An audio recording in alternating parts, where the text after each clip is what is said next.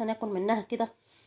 اقطعها احشي بها القرص اللي عملناها كذا مره مع بعض زي ما انا عايزه. والتشكيل بقى على حسب ما انت حابه بالمكسرات اللي انت عاوزاها. احنا بنعملها بسمسم، بنعملها بحمص، بنعملها بسوداني، بنعملها بجوز هند، يعني تشكيلاتها بتكون كتيره.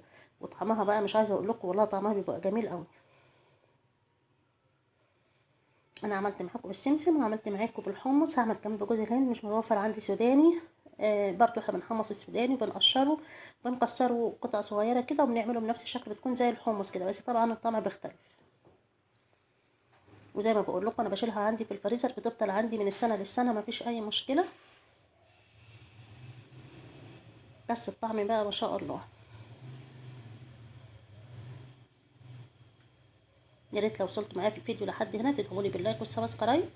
لو الفيديو عجبكم طبعا اي تعليق منكم انا تحت امركم في الرد عليه.